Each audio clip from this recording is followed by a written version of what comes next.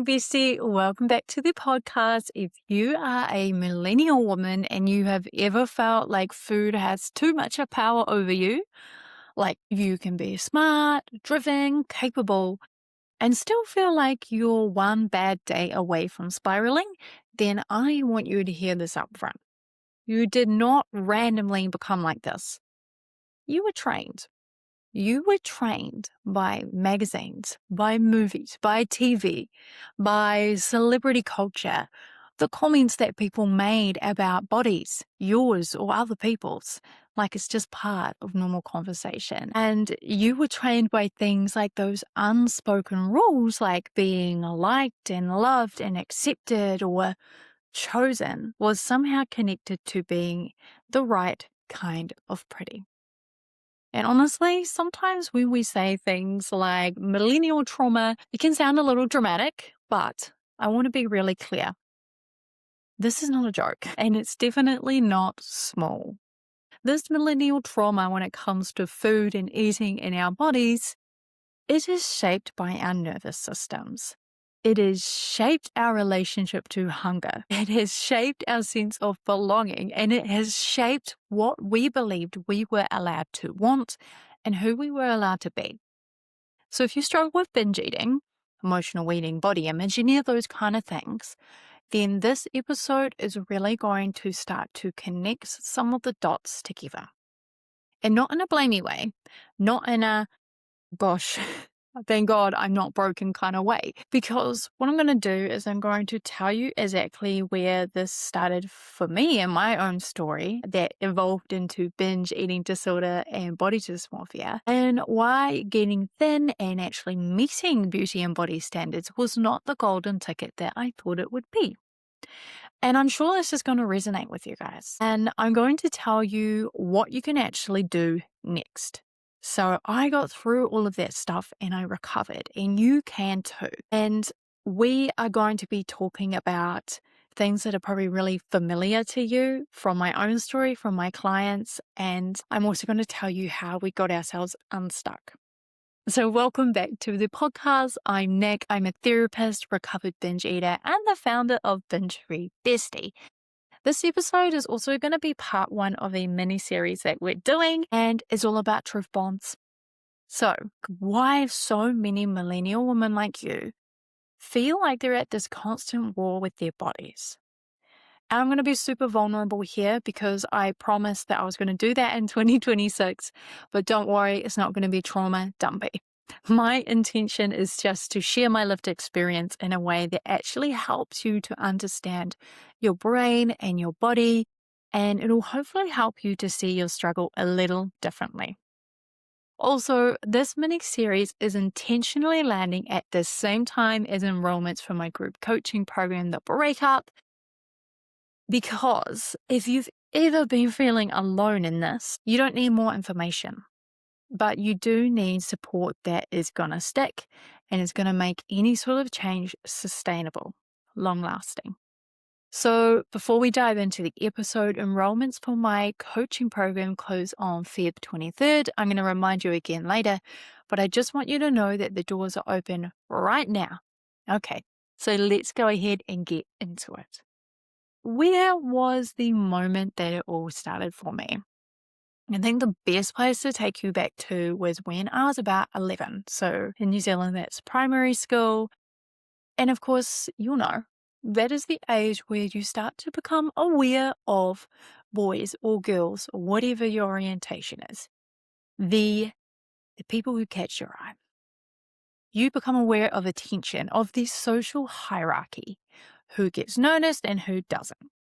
And I remember noticing really clearly that some girls got attention and other girls didn't. And I felt like I was one of those girls who didn't.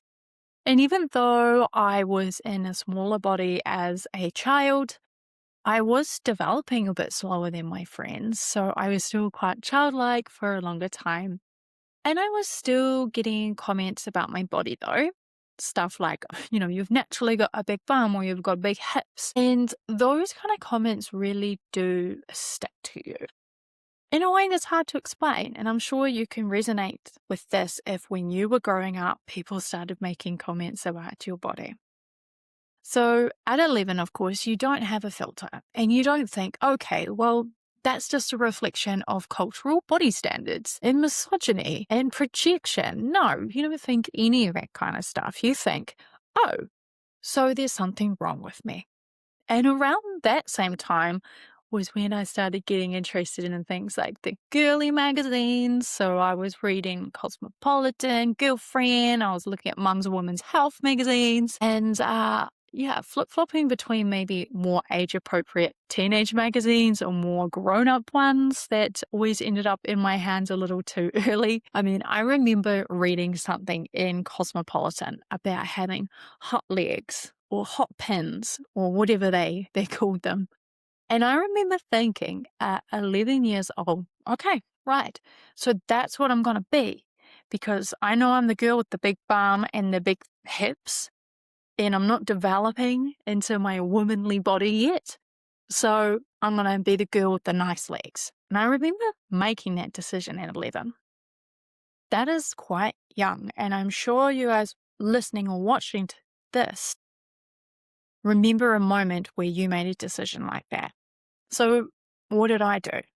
Whenever I went to bed at nighttime, I would lay on the floor in my room and I would start doing those leg zigzag movements because I was getting those hot pins, right? And I started doing all the little exercises that I'd seen on Mum's magazines. And I didn't love that movement. I didn't enjoy it. It didn't feel good. But my 11-year-old brain had made a very clear association. If I look different than I do now, I'll be liked. If I look different, I'll be chosen. If I look different, I'll belong. And if you're listening to this and you relate, I want you to know, I want you to pause actually, and I just want you to take that in. It's not vanity to want these things. It's survival. Okay, so that is a child, or this version of you who may have done the same thing. That is a version of you who was trying to secure attachment and belonging in a world that was already teaching her that her body was her ticket. Okay, so if this is resonating, just let that sink in. So there was another moment in my story when I was reflecting that really stuck for me, and that was when I was about 12. I started wearing a little bit of makeup to school. So I had blue eyes and I put a little bit of blue eyeshadow on to enhance that. And I had a teacher, a male teacher, and he stood up in front of the whole class and he yelled at me and said, "What the heck are you wearing eyeshadow for? It looks terrible. You look ridiculous. You look like a clown," he said. I remember I just was so ashamed. I felt so small. And that moment really shaped me for years because I basically decided from that moment, well, I'm not going to do that again. And the wild part is I didn't actually wear makeup again or learn any sort of makeup techniques other than some basic stuff or explore creative expression through things like fashion and makeup and hair until about 5 years ago. So that's how deep that shame went from somebody making a comment about the way that I looked. One moment of public humiliation about appearance suddenly shut down a whole area of self-expression. And I love doing my hair and makeup now. It is a way that I can express myself creatively. So that's a little sad. Do you have a story like that too? So when we talk about millennial trauma and body image, I'm talking about this because I need you to understand as well that it wasn't just the magazines, right? There's all of these daily little moments of conditioning. Comments like the one from my teacher, maybe comments from your sister, your aunt, your mum, the neighbor, your dad. Maybe it was the teasing. Maybe it was little shames or micro humiliations. The constant sense that other people had a vote in your appearance, and then if you got it wrong, maybe you would be punished for it or pushed aside or feel unseen or unwanted. So let's zoom out on that because it doesn't just happen at school, it doesn't just happen at home. It was on our television screens, in our movies, pop culture. I mean, what was the storyline we got fed over and over and over again? The princess got the prince after she had the makeover. The awkward girl becomes seen when she becomes prettier. The before version is the one that is unwanted and invisible, and the after version is the one who's lovable and gets the guy. I mean, think about movies where this applies. Think about The Princess Diaries. Think about the rom-coms. Think about poor Bridget Jones. I mean, and I have to say this because it makes me quite angry now, but I remember genuinely thinking that Bridget Jones was chunky because the movie just consistently reiterates that fact. And so you just absorb it and believe in that messaging. But when I look at Bridget now, I'm like, are you kidding me? She looks bloody fabulous. She's gorgeous. But at the time, she was contrast, right? She was contrast against the beauty ideal. This is early 2000s. So who was trending at the time? Was women like Kate Moss, Tyra Banks. It was that heroine chic look, thin as in, frail, hollow. So, of course, somebody like Bridget Jones got framed as the big girl, and she stood in stark contrast between the other ones.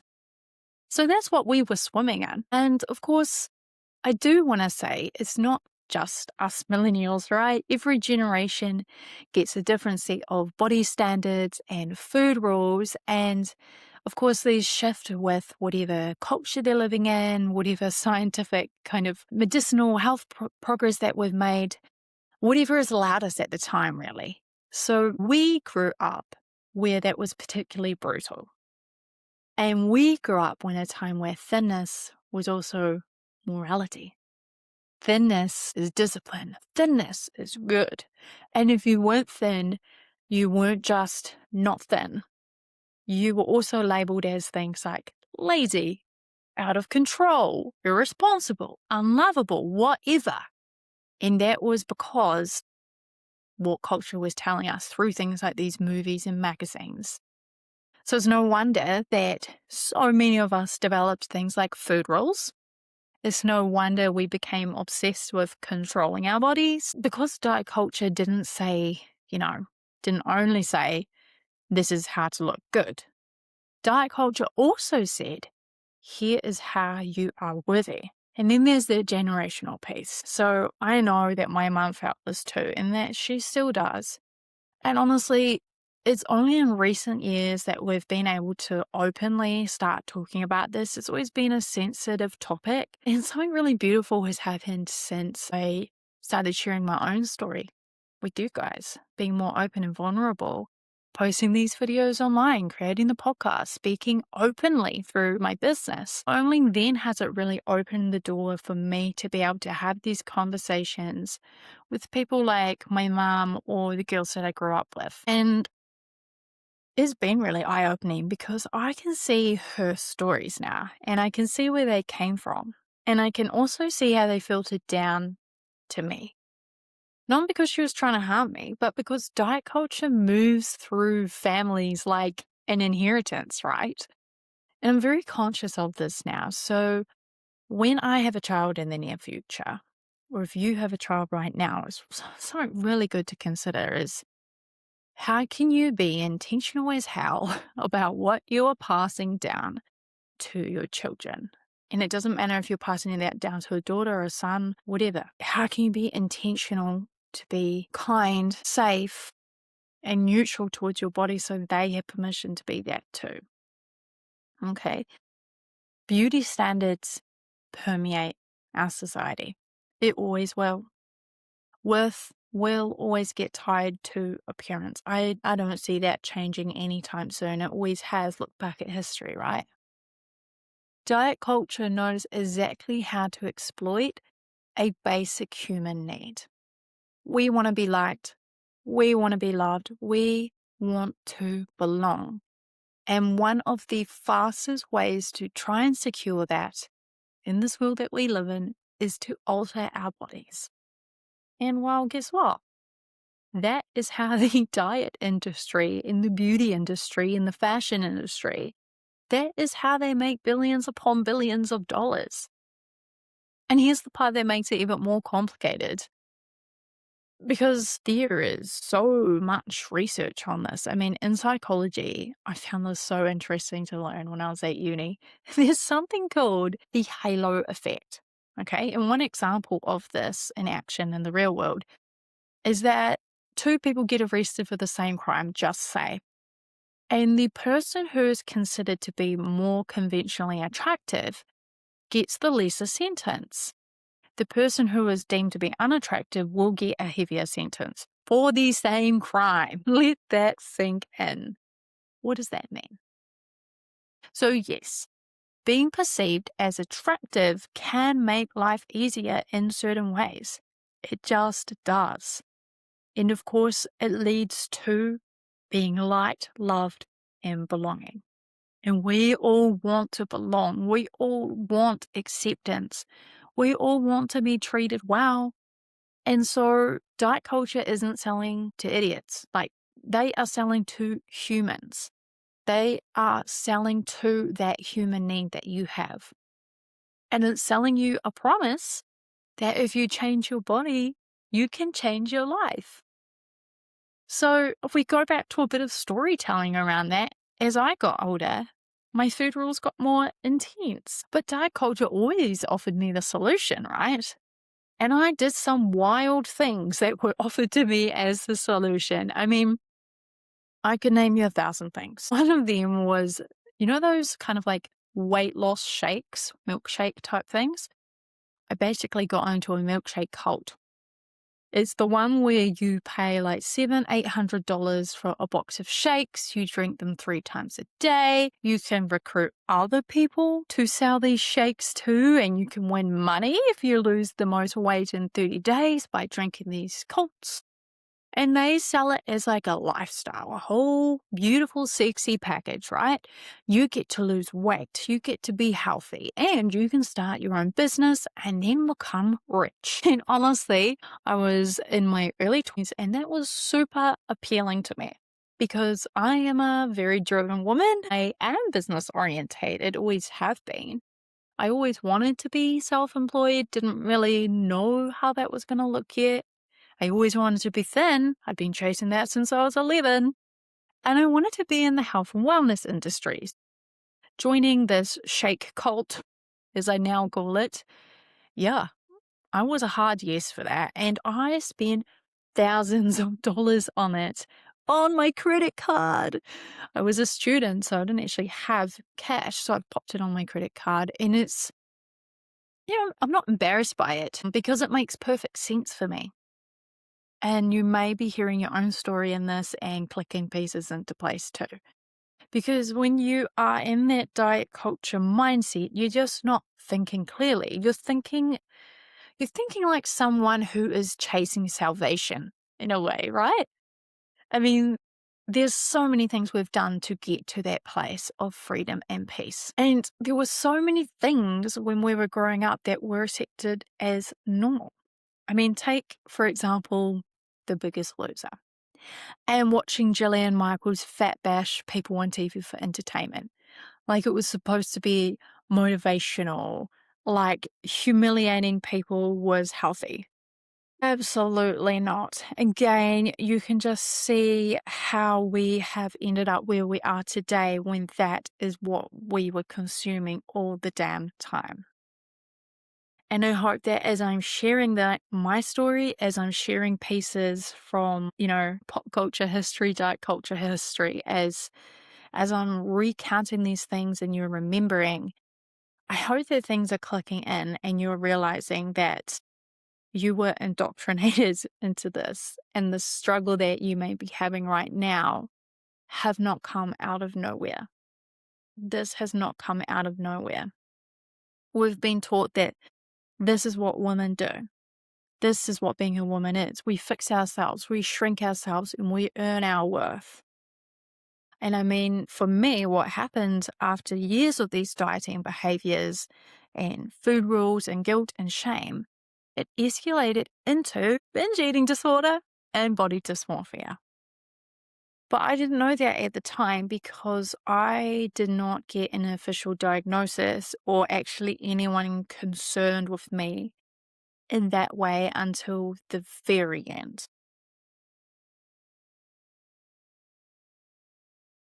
Okay, so what did I believe instead though? Because I didn't believe I had an eating disorder or any sort of issue with the food and eating. I just thought that I was useless.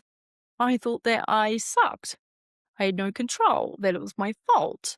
And so when I actually did get a diagnosis, things started to move really quickly, but I didn't feel hopeful at first. I actually felt more hopeless. I didn't understand binge eating disorder at all or what that meant. And I didn't know that there were like root causes to it. I didn't realize that the biggest driver of developing this wasn't a lack of willpower. I didn't realize that it was those years of restriction by dieting, food rules, food guilt, shame. I didn't realize that that is how I had developed the eating disorder. And I didn't see that those things had triggered or maintained it. So when my doctor went to my doctor, she diagnosed me, which was great because it was good to get that label. The next step, though, was that she suggested I get a gastric sleeve surgery. And I thought, oh, well, you know what? Hell yeah, amazing. Take it out of my hands. Take the control away from me. So I did have that surgery. And at 23, I had most of my stomach removed. And the way that I achieved that, as I told you guys before, I was flat broke student. So I withdrew all of my first home savings. I had been saving that since I was 14. I worked as a checkout chick at Countdown, paid for my first house, and I withdrew it and spent it on this surgery. Actually, happy news, I just paid my deposit on my first house now. I'm 32.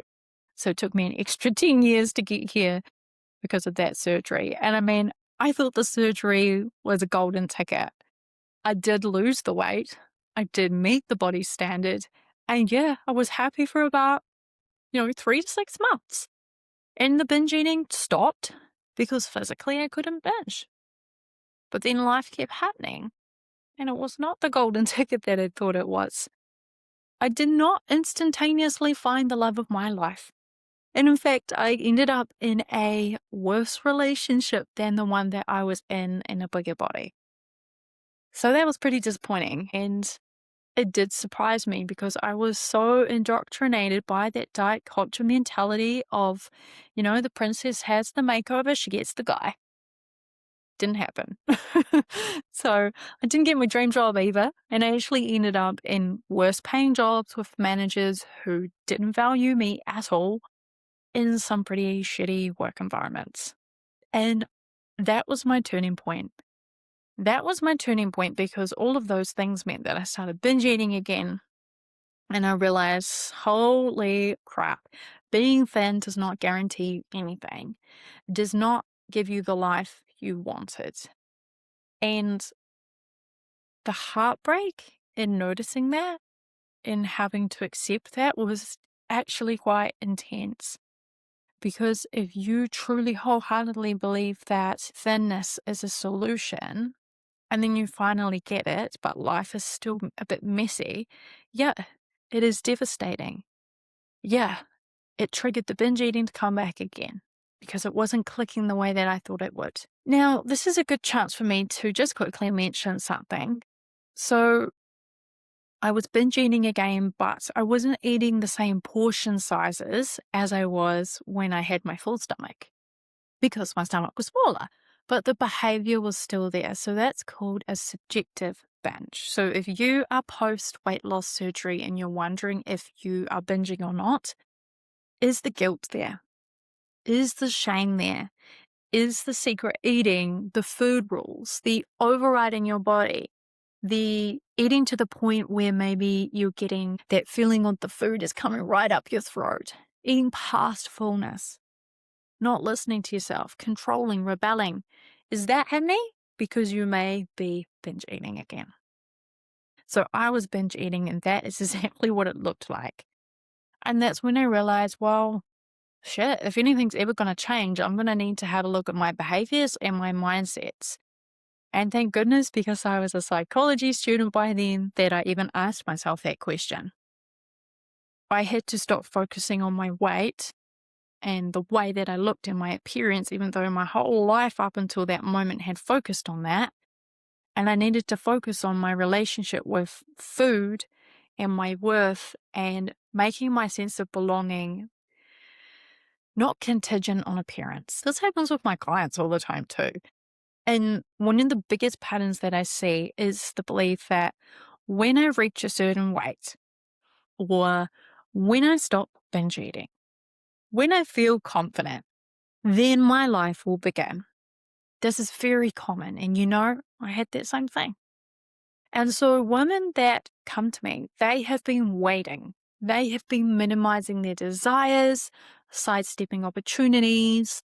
They don't make moves that align with their values because they're so fixated on thinness, and they feel like that thinness is the entry fee to being the person they want to be. So they just wait until they get there. And it can show up in really specific ways in their behaviors. See if you can hear yourself in this. It could be like saying no to going to the beach with your friends or the kids because you don't want to be seen in a bikini. Or this shows up in real life, like avoiding dinners because you can't find anything to wear. Or you're not going to the dance class with your partner or your friend because you don't want to have the wobbly arms. And then maybe you do go and you spend the whole time comparing yourself to the bodies of other women there instead of just being present in your life. These are very, very common things to experience, and if they're resonating with you, you're not alone. But this is where I am going to be blunt, okay? So it's not a confidence problem. It's conditioning. All of the stuff that I've talked about in this episode so far, that's conditioning.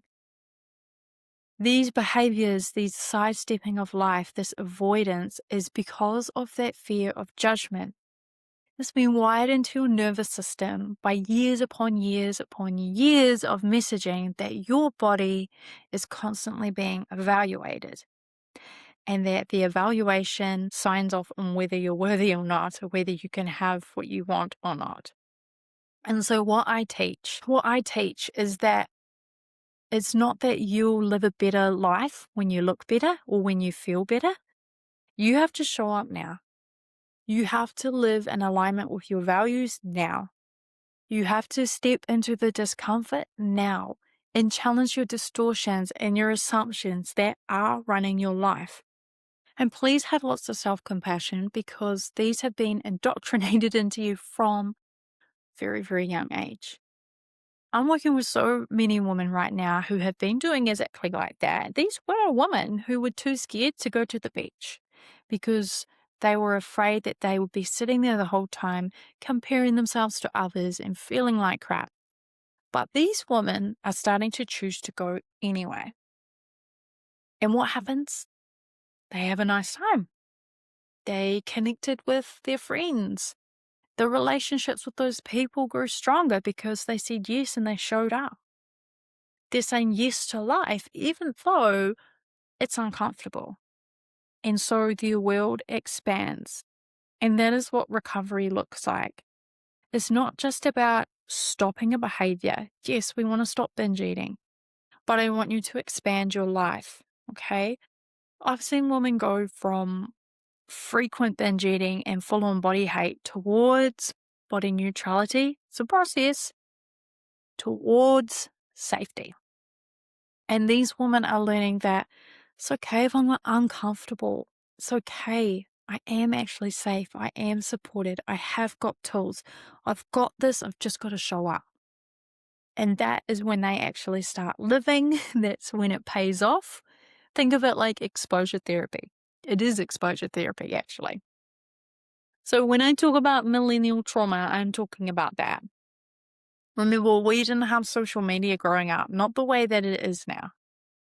But we still consumed a lot of stuff, as I've touched on today. We consumed the movies, the magazine, the television. We heard the rhetoric from our mums, our aunties, our cousins, our big sisters, and we watched them struggle. We watched them go from diet to diet. We internalized that this is what womanhood looks like. that will never be satisfied, will always be fixing. And once I am fixed, everything will be okay. Diet culture is selling us that narrative. It's selling you belonging. It's selling you love. It's selling you the idea that the reason you feel unseen is because you're just not quite in the right kind of body yet. And that is why so many powerful women, intelligent women, beautiful, kind women end up so tunnel visioned on this one thing, that fixation on appearance and beauty and body standards, and end up developing things like struggles with food and eating and body. And that's not a coincidence. That is the system working. The system is working perfectly. Okay. So I want to shift into something a little more practical and something that should be giving you a sense of hope. So one of the biggest things that cause and perpetuates binge eating is shame, right? If you've been listening to the podcast for a while, I repeat this. Shame thrives in secrecy. Shame thrives in isolation, and shame tells you that if people knew, they would judge you. So here's the thing. Shame cannot thrive when you are in a supportive, kind, compassionate community. And that's why I think that group recovery, when it comes to binge and emotional eating and body image struggles, can be so, so powerful. Because you're not just getting tools, you get mirrored. Okay, you realize that you're not the only one. You stop treating yourself like, oh God, I'm an absolute freak case here. Or at least what I used to call myself. You start thinking that your struggle is uniquely shameful, and you start experiencing some real home truths. You experience the truth that this behavior of binge eating or struggling with your looks is a common response to restriction, to pressure, to control, to emotional suppression, and it is absolutely not a moral failing of yours. And that shift can really soften the binge cycle, just that shift. Remember, the cycle is feeding on that narrative that you've been telling yourself, that voice that goes, I'm disgusting, I'm out of control, I'm broken. Being in a community who get you really interrupts that narrative. So here's my invitation. If you're listening to this and you've felt seen by my storytelling today, and if you've been thinking, oh my God, that is so me, I have been waiting to live. I have been feeling so alone in this. I am tired of fighting food in my head every single damn day. Then you don't need to do this alone. You don't. You absolutely do not have to. My group coaching program, The Breakup, is open for enrollment right now. And it closes on Feb 23rd. We're not doing diet plans. I am supporting you to recover for good. So this is all about dismantling those food rules. It's dismantling that shame, the restriction, the binge restrict cycle, body hate, the I will start living when kind of mindset. You're not just getting tools. As I said, shame cannot thrive in isolation. You are going to get community. You're going to get the kind of support that actually makes this stick. We're not just focusing on a binge-free life. Yes, you will stop binge eating when we work together. You will. But it's actually about building a life where food isn't the center of everything. It is not a big deal. Food is food. You can love food, you can take pleasure and joy in food, but also food is food, man. It's okay. It's not a big deal. You're going to learn how to live more in alignment with your values and not have to wait for your body to change in order to do that.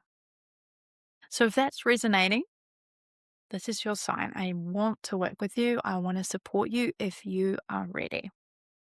So if you want more details, all you need to do is head to the link in my show notes. And I want to invite you to come over to Instagram and send me a DM so we can start a conversation. You'll be talking to me, and I just love getting to know you gals. So slide into my DMs, say hi, and let's just start chatting and seeing if this is a good fit. So I'm going to be talking in part 2 of this series, and it's going to be a bit more practical. We'll be talking more about the binge restrict cycle and specific tools that you can start using to calm that chaos. So what to do when you're stuck, what to do when you're triggered, and how to start building trust with your body again. But until then, look after yourself. Use lots of self-compassion, and when you're ready, come find me on Instagram at BingeFreeBestie and send me a message to start working towards food freedom. I'll see you next week. Bye.